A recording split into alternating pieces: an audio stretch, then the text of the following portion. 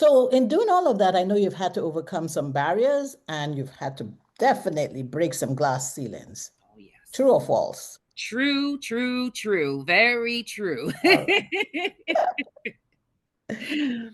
Man, barriers, right? I'm going to be very honest with your listeners out there.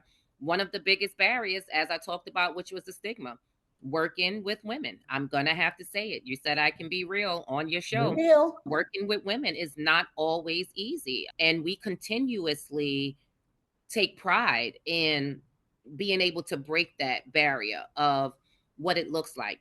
And it's our reality. We have so many hats. We are wives, mothers, and we're doing all of this. But our reality is sometimes our response is our responsibility. Sometimes we're looking at intimidation. Sometimes we're looking at all of these things that nobody really wants to talk about on why we can't do it together, right? Yeah. And so that was one of the biggest barriers in the beginning, was really removing the emotion, right? We are emotional beings.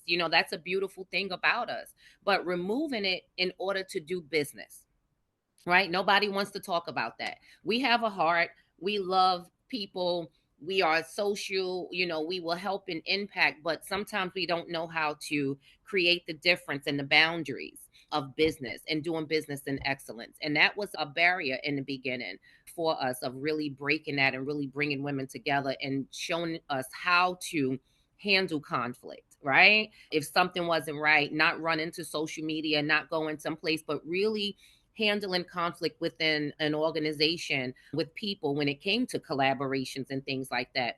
And so we use those things that created barriers and then create them into masterclasses.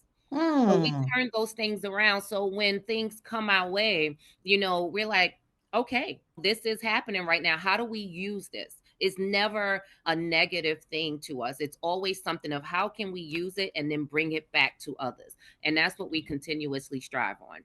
I like that.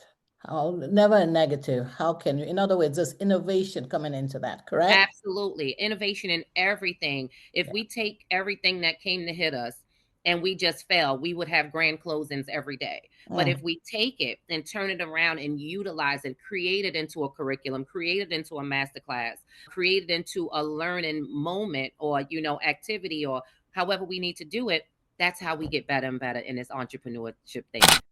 If you just enjoyed that video, check out the longer version right here.